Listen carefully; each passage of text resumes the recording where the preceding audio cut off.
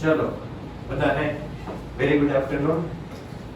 બીજી વાર બરાબર કથા પછી તો પ્રીવિયસ લેક્ચર ની અંદર આપણે ડિસ્કસ કરેલું હૃદય, પછી મૂત્રપિંડ અને જઠર આંતરીય માર્ગ ના અંતસ્ત્રાવ. ઠીક હે. હવે એ જ વસ્તુને હું કન્ટિન્યુ કરું રિવિઝન કરીને પછી કે જ્યારે શરીરમાં બ્લડ પ્રેશર વધે ત્યારે હૃદયમાં કર્ણકની દિવાલ માંથી ANF એટ્રિયલ નાઇટ્રેટિક ફેક્ટર નો સ્ત્રાવ થાય કે જે શું કામ કરશે? રુધિર વાહિની, તમારા શબ્દોમાં લોહીની નળી, રુધિર વાહિનીને પહોળી કરી રુધિર દબાણ એટલે કે બ્લડ પ્રેશર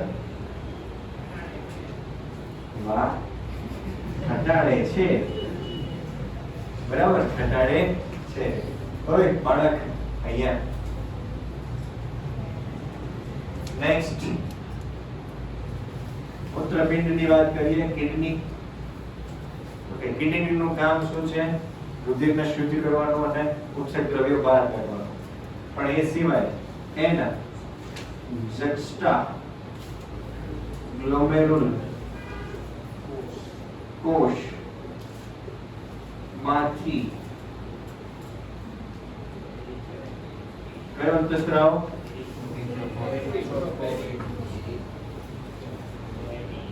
ઇરિથ્રોપોએટીન નો સ્ત્રાવ થાય કે જે કઈ પ્રક્રિયા ઉત્તેજે? रक्तकण निर्माण. उसको बोलते हैं इरिथ्रोपोएसिस. रक्तकण નું બીજું નામ ઇરિથ્રોસાઇટ. જો તમને ખબર હોય તો પતા છે? રક્તકણને ઇરિથ્રોસાઇટ કહેવાય. શ્વેતકણને શું કહેવાય? White cell. બરાબર છે. બીજું નામ જેમ મેં રક્તકણને ઇરિથ્રોસાઇટ કીધા એમ શ્વેતકણને લ્યુકોસાઇટ કહેવાય. નામ સુનાવો તો સાંભળેલું છે? ઇરિથ્રોસાઇટ, લ્યુકોસાઇટ. લ્યુકોસાઇટ એટલે શ્વેતકણ, બરાબર, અને લ્યુકોસાઇટોસિસ એટલે એનું પ્રમાણ વધી જવું. બરાબર.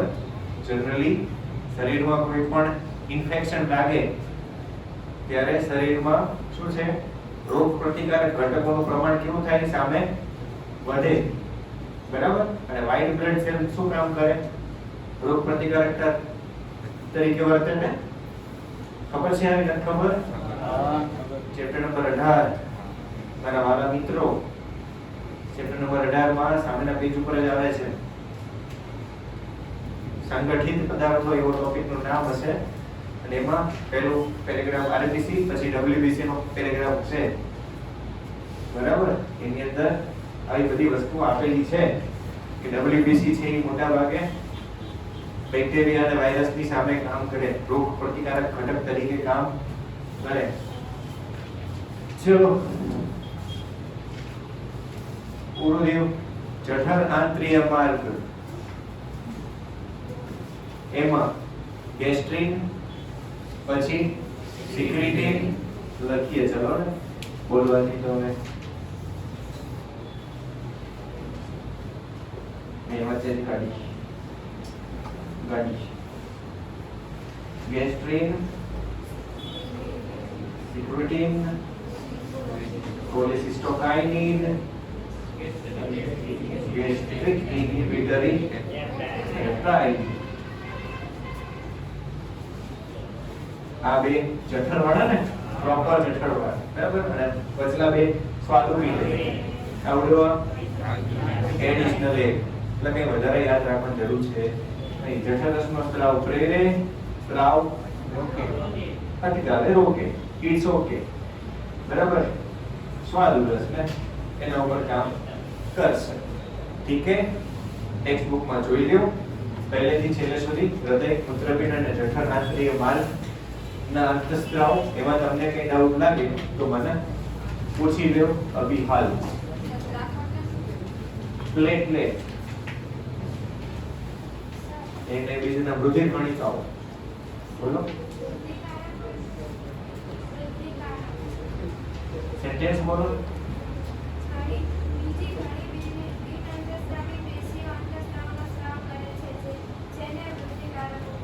વૃદ્ધિકારક એટલે એ વૃદ્ધિકારક છે। વૃદ્ધિકારક જનરલી શરીરની વૃદ્ધિમાં ભાગ લેતું હોય એવું। વૃદ્ધિકારક એટલે વૃદ્ધિ માટે જવાબદાર। વૃદ્ધિ અવરોધક એટલે વૃદ્ધિ ઘટાડવા માટે, એટલે એક વૃદ્ધિ પ્રેરક કહીએ છીએ ને એ વૃદ્ધિકારક। બરાબર।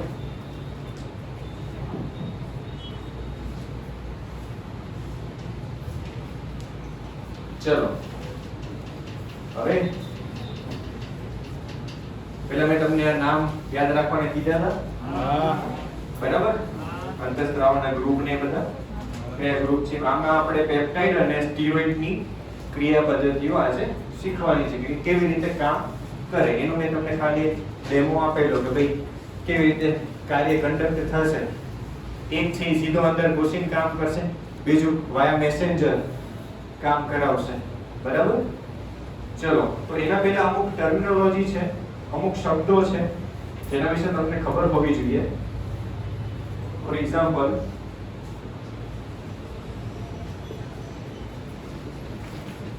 અંતઃસ્ત્રાવ રિસેપ્ટર, આ જેટલા શબ્દો લખું છું એટલા શબ્દો પેરેગ્રાફમાં ગોતીને એની નીચે અંડરલાઈન કરો।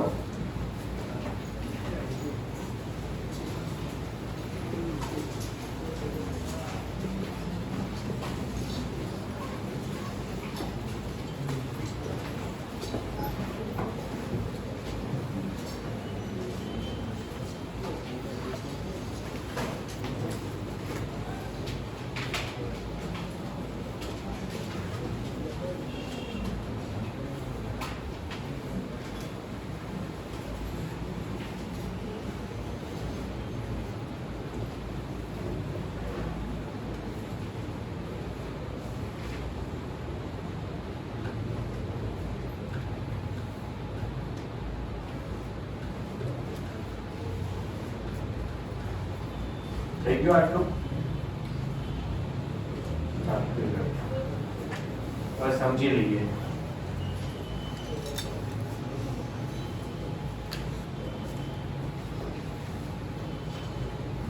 ચલો રેડી। પહેલું છે અંતઃસ્ત્રાવ રિસેપ્ટર।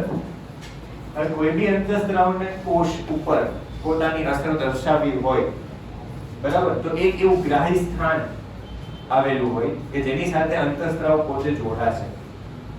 અંતઃસ્ત્રાવ પોતે એક કોષની અંદર અથવા તો બહાર એક ગ્રાહી સ્થાન આવેલું હશે જેની સાથે અંતઃસ્ત્રાવ પોતે જોડાશે। એને આપણે શું કહીએ છીએ? અંતઃસ્ત્રાવ રિસેપ્ટર। આવો શું કહેશું એને? અંતઃસ્ત્રાવ રિસેપ્ટર। ઓકે, એક્ઝામ્પલ આપું એક કાલ જેવું જ। ફોર એક્ઝામ્પલ બહારથી કોઈને કામ છે, તમે લોકો કોષ છો, બરાબર? આખો ક્લાસરૂમ થી શું છે? કોષ છે, એની અંદરના ઘટકો તમે લોકો, બરાબર? હવે કોઈ બહારથી આવતો વ્યક્તિ કે જેને કોષની અંદરનું કામ છે, બરાબર, તો હું એઝ અ રિસેપ્ટર અહીંયા ઊભો રહીશ। એઝ અ રિસેપ્ટર અહીંયા ઊભો રહીશ એટલે બહારથી આવતો અંતઃસ્ત્રાવ પહેલા કોનો કોન્ટેક્ટ કરે? મારો કોન્ટેક્ટ કરે, બરાબર? એઝ અ રિસેપ્ટર કે હું ગ્રાહી સ્થાન છું, બહારથી કોઈ પણ આવતી વસ્તુ છે એના માટે। તો દરેક કોષ માટે આવા ગ્રાહી સ્થાનો હોય। હવે આવા ગ્રાહી સ્થાનો છે એ બે રીતના હોય। અમુક ગ્રાહી સ્થાન એવા છે કે જે છેક છેલ્લે હોય, છેલ્લે ઇન ધ સેન્સ કે ભાઈ કોષરસ પટલ ઉપર હોય। અમુક ગ્રાહી સ્થાનો ક્યાં હોય? કોષરસ પટલ ઉપર હોય એટલે બહારની સપાટીએ। અને અમુક ગ્રાહી સ્થાનો ક્યાં હોય? વચ્ચે હોય। વચ્ચે એટલે કોષની સેન્ટરમાં, કોષ કેન્દ્ર આજુબાજુ, બરાબર? તો બે રીતે કામ થાય કે જો અંતઃસ્ત્રાવ બહારથી કામ કરવા માંગતો હોય તો અંતઃસ્ત્રાવ કોની સાથે જોડાય? Membrane bound receptor. તો મેમ્બ્રેન એટલે શું થાય? પટલ. જો અહીંયા આપણે કોષ રસ પટલ રિસેપ્ટર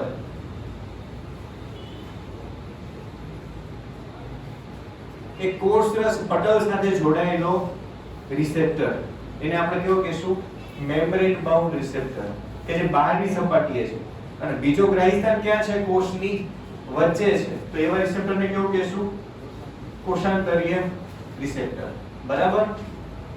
ફરી એકવાર, કોઈ બી અંતઃસ્ત્રાવને કોષ સાથે અથવા કોષ ઉપર પોતાની અસર દર્શાવી છે તો એને એક ગ્રાહી સ્થાનની જરૂર પડે. એ ગ્રાહી સ્થાનને આપણે શું બોલવાનું છે? રિસેપ્ટર. બરાબર? કોના માટેનું છે? અંતઃસ્ત્રાવ માટેનું રિસેપ્ટર છે, એટલે આપણે એને શું કહીશું? અંતઃસ્ત્રાવ રિસેપ્ટર. આવું રિસેપ્ટર બે જગ્યાએ હોઈ શકે. આઈધર કોષની સપાટીએ હોય તો શું કહેવાય? મેમ્બ્રેન બાઉન્ડ રિસેપ્ટર, એટલે કે કોષરસ પટલ રિસેપ્ટર. કોષની વચ્ચે હોય તો શું કહેવાય? કોષાંતરીય રિસેપ્ટર. તો કોષની અંદર આવું ગ્રાહી સ્થાન હોય તો કયા નામે ઓળખાય? કોષાંતરીય રિસેપ્ટર તરીકે ઓળખાય. અને કોષની બહાર આવું ગ્રાહી સ્થાન હોય તો એ કયા નામે ઓળખાય? મેમ્બ્રેન બાઉન્ડ રિસેપ્ટર તરીકે ઓળખાય. આટલા શબ્દોમાં ખબર પડી? અંતઃસ્ત્રાવને કાર્ય કરવા માટે ગ્રાહી સ્થાનની જરૂર પડે. એ ગ્રાહી સ્થાનને શું કહેવાય? અંતઃસ્ત્રાવ રિસેપ્ટર. એવો રિસેપ્ટર અંદર પણ હોઈ શકે અને બહાર પણ હોઈ શકે. જો બહાર હોય તો શું કહેવાય? Membrane bound receptor. અંગ્રેજી નામ આપ્યું છે, ગુજરાતીમાં બાજુમાં લખ્યું છે. અને અંદરની બાજુએ હોય તો શું કહેવાય? કોષાંતરીય રિસેપ્ટર. Got it? સમજ में आया? કે નહીં આયા? આટલી ખબર પડી? મારે પેલા શબ્દો સમજાવવા પડશે, પછી હું થિયરીમાં જઈશ તો તમને થિયરી એકદમ ઈઝી લાગે. ચલો, તો આપણે કાલે વાત થઈ હતી કે અમુક પ્રકારના અંતઃસ્ત્રાવ છે બહાર ઉભા કામ કરે છે. તો જો માની લ્યો આ કોષ કેન્દ્ર છે, આ શું છે? કોષરસ પટલ. બરાબર? તો મેમ્બ્રેન બાઉન્ડ રિસેપ્ટર ક્યાં હોય? અહીંયા હોય કે અહીંયા હોય? બહાર. કોષરસ પટલની બહાર. બહાર હોય ને? હા. ચલો, તો અહીંયા હું દોરી નાખું કે આવો રિસેપ્ટર છે, ગ્રાહી સ્થાન. બરાબર? એની સાથે કોઈ અંતઃસ્ત્રાવ આવીને જોડાશે.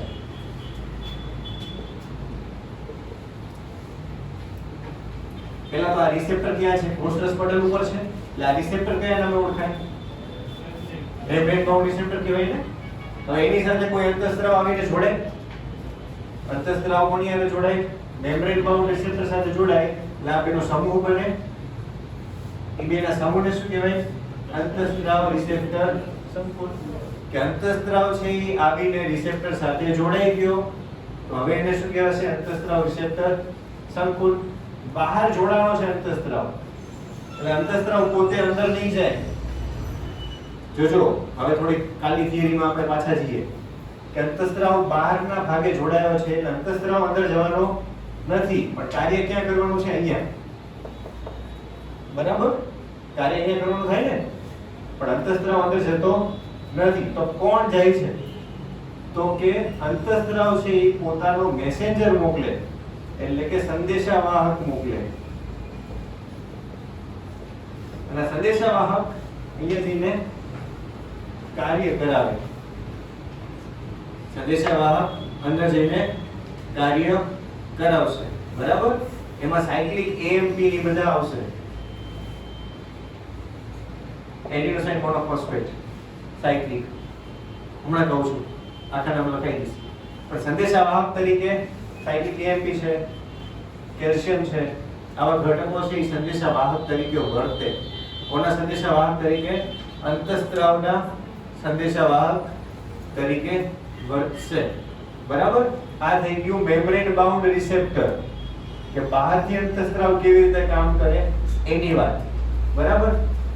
નેક્સ્ટ તમને વાત કરું અહીંયા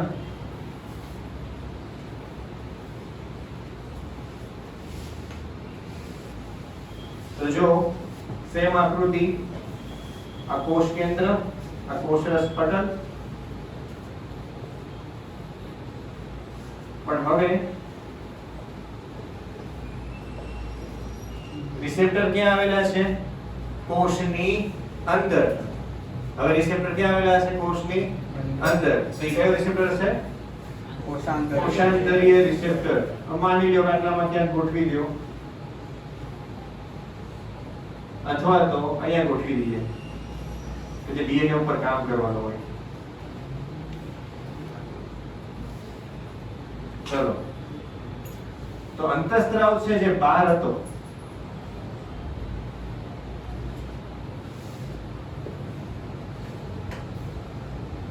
એ બહારથી ક્યાં આવશે? સીધો અંદર. અંદર કોની સાથે જોડાયા છે? આ શું છે? રિસેપ્ટર. પણ આ રિસેપ્ટર નું નામ શું? કોષાંતરીય રિસેપ્ટર. કેમ? ખબર પડી ને? કોષની અંદરની બાજુએ આવેલું એટલે રિસેપ્ટર કેવું કહેવાય? કોષાંતરીય રિસેપ્ટર. એટલે કોષાંતરીય રિસેપ્ટર સાથે બહારનો અંતઃસ્ત્રાવ અંદરથી આવીને જોડાઈ જશે. અહીંયા પણ શું બનશે? અંતઃસ્ત્રાવ રિસેપ્ટર સંકુલ બનશે. ત્યાં કોઈ મેસેન્જર આવે ન આવે, કેમ કે અંતઃસ્ત્રાવ સાક્ષાત સ્વયં ક્યાં આવે છે? અંદર કાર્ય કરવા માટે આવે છે. જ્યારે અહીંયા અંતઃસ્ત્રાવ ક્યાં ઊભો રહે છે? બહાર ઊભો રહે છે. અને કોની સાથે જોડાય છે? મેમ્બ્રેન બાઉન્ડ રિસેપ્ટર સાથે જોડાય છે. આકૃતિ જુઓ, એઝ ઇટ ઇઝ આકૃતિ જે આવી છે ને એવું તમને દોરી દો બોર્ડ ઉપર, એટલે કદાચ વધારે ખ્યાલ આવી જાય. આ શબ્દો સમજાઈ ગયા બધા? અંતઃસ્ત્રાવ રિસેપ્ટર, પછી મેમ્બ્રેન બાઉન્ડ અને સંકુલ કોષાંતરીય. Like textbook. જો પહેલી આકૃતિ છે એ પેપ્ટાઇડ અંતઃસ્ત્રાવો માટેની છે.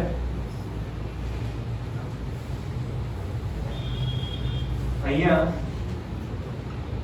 તમને કોષરસ પટલ આપ્યું છે અને એમાં તે ઉદાહરણ સાથે સમજાયું છે કે અંડપિંડની વૃદ્ધિ ઈ કાર્ય છે. બરાબર? એક કામ કરો, પહેલા આકૃતિ દોરી લો, મારી સાથે દોરી લો. તો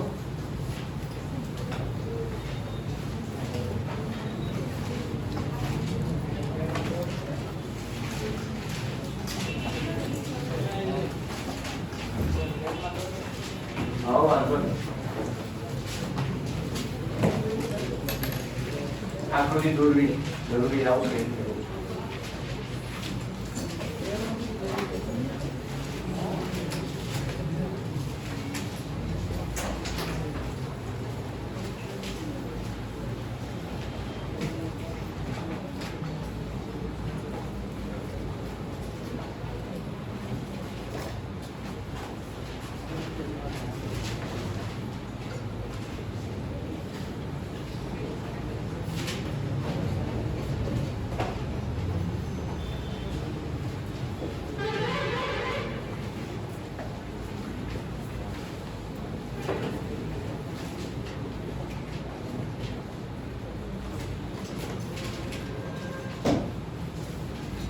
ટેક્સ્ટબુકમાં આકૃતિ એવી છે એ જ દોરું છું, એટલે કદાચ બોર્ડ ઉપર જે ઇશ્યુ હોય તો તમે ટેક્સ્ટબુકમાંથી બેઠી દોરી શકો. એ નવું નથી લખવાનું.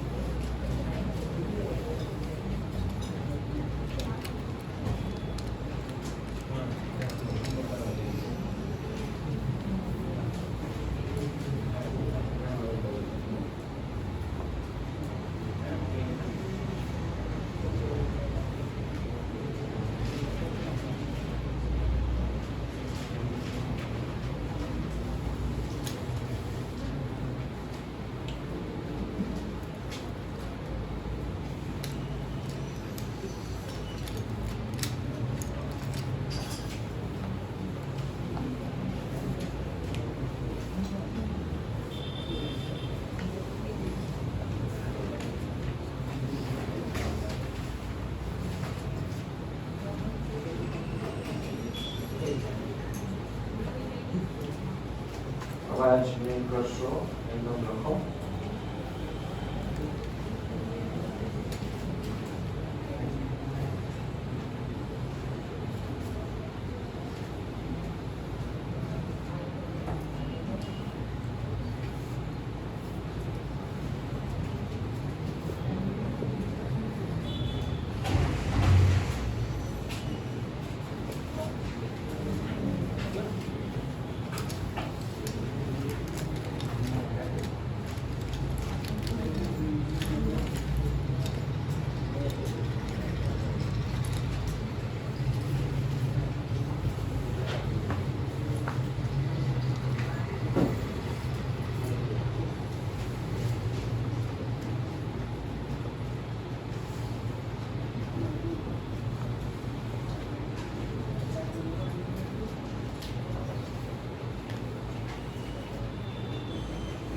ચલો ભાઈ ધ્યાન આપો એટલે આપણે બતાવી દઈએ સાથે અધ્યાય પણ પૂરો થાય. પેલો પેરેગ્રાફ તો મેં તમને સમજાવી દીધું છે ચોપડીનો. જે શબ્દો આવે છે ને બધા અંતઃસ્ત્રાવ રિસેપ્ટર, મેમ્બ્રેન બાઉન્ડ રિસેપ્ટર, કોષાંતરીય રિસેપ્ટર અને પેલું અંતઃસ્ત્રાવ રિસેપ્ટર સંકુલ. આ બધા શબ્દો છે ને પહેલા પેરેગ્રાફમાં આવે. બાકી સેકન્ડ પેરેગ્રાફમાં ક્રિયાવિધિ આવે. અહીંયા ધ્યાન આપજો. સેમ થોડું ટેકનિકલી જોઈએ. અત્યાર સુધી મેં તમને મારી રીતે સમજાવ્યું, પણ હવે એકોર્ડિંગ ટુ ટેક્સ્ટ બુક ચોપડી મુજબ સમજી લો. પહેલા આ વસ્તુ શું થઈ? મેમ્બ્રેન બાઉન્ડ રિસેપ્ટર થઈ. કેમ? તો કે કોષરસ પટલની અંદર જોવા મળતો રિસેપ્ટર મેમ્બ્રેન બાઉન્ડ રિસેપ્ટર કહેવાય. બરાબર? એની સાથે અંતઃસ્ત્રાવ જોડાઈ ગયો. બરાબર? એટલે હવે શું બની ગયું? અંતઃસ્ત્રાવ રિસેપ્ટર સંકુલ. ક્લિયર? આને પણ અંતઃસ્ત્રાવ રિસેપ્ટર સંકુલ કહેવાય. આને પણ શું કહેવાય? અંતઃસ્ત્રાવ રિસેપ્ટર સંકુલ કહેવાય. બે જગ્યાએ નામ લખી નાખીએ. આને આપણે કોષાંતરીય રિસેપ્ટર કહીશું અને આને શું કહીશું? Membrane bound receptor. બરાબર? આવડો છે. આ કયો છે? કોષાંતરીય રિસેપ્ટર. અને આ આખો સમૂહ શું બને? અંતઃસ્ત્રાવ રિસેપ્ટર સંકુલ. આવડો આખો સમૂહ. બરાબર? અંતઃસ્ત્રાવ રિસેપ્ટર સંકુલ. એટલે અંતઃસ્ત્રાવ જો અંદર નથી આવતો, એમાં અંતઃસ્ત્રાવ છે કયો છે? FSH.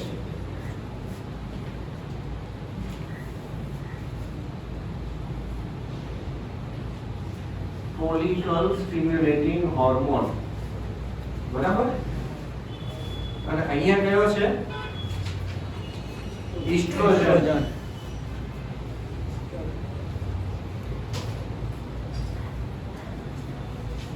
જો અંતઃસ્ત્રાવ ક્યાં રહે છે? બહાર ને બહાર રહે છે. આ કોષ દોર્યો છે આપણે, અડધો કોષ અંદર થતી ક્રિયા. બરાબર? અંતઃસ્ત્રાવ ક્યાં રહે છે? બહાર ને બહાર. કોની સાથે જોડાય? મેમ્બ્રેન બાઉન્ડ રિસેપ્ટર સાથે જોડાય. શું બનાવે? તો કે અંતઃસ્ત્રાવ રિસેપ્ટર સંકુલ. હવે એ આ પ્રતિભાવ એટલે રિસ્પોન્સ. પહેલા રિસ્પોન્સ તરીકે શું આપશે? તો કે વચ્ચે સંદેશાવાહકને ઉત્પન્ન કરશે. એ સંદેશાવાહક કયા કયા? સાયક્લિક AMP આવી રીતે પણ લખાય અને કેલ્શિયમ, જે મેં તમને હમણાં વાત કરી. બરાબર?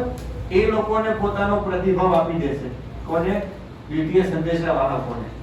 દ્વિતીય સંદેશાવાહકો છે જૈવ રાસાયણિક પરિવર્તન પ્રેરશે શરીરમાં, અને જૈવ રાસાયણિક પરિવર્તનને અંતે છેલ્લે જે લક્ષ્ય છે એ પૂરું થશે.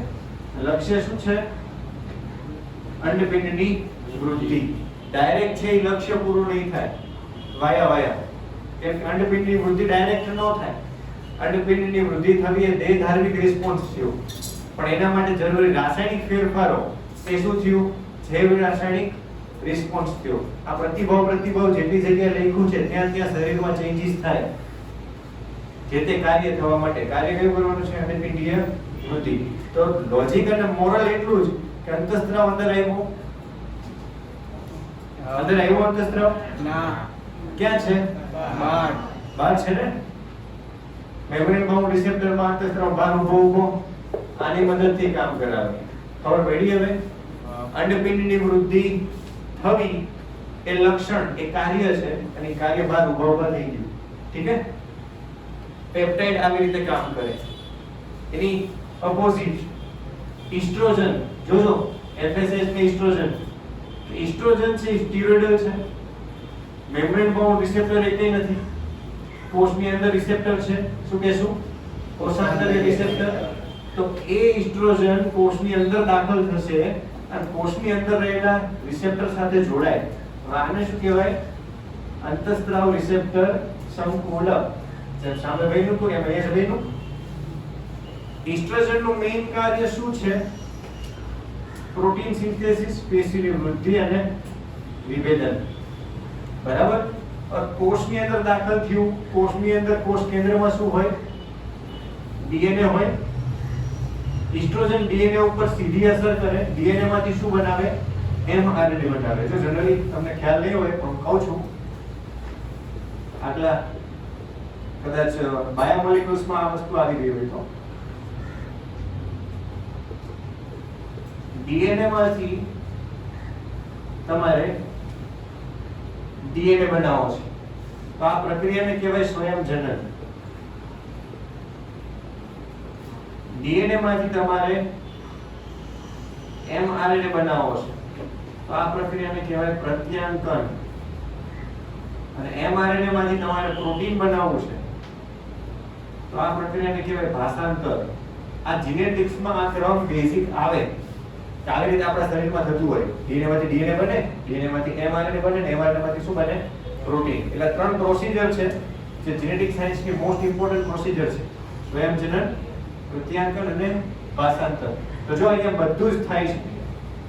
ડીએનએ માંથી mRNA બને એટલે આ શું થયું? પ્રત્યાંકન થયું. mRNA માંથી શું બને? પ્રોટીન બને. તો શું થયું? ભાષાંતર. અને પ્રોટીન બની જાય પછી પ્રોટીનનો ઉપયોગ આમાં થાય, પેશીની એની વૃદ્ધિ અને વિભેદનની અંદર. ઠીક છે? તો આ કાર્ય હતું ઇસ્ટ્રોજનનું કે જે અંદર આવ્યો અને રૂબરૂ પોતે કામ કરાવડાવ્યું.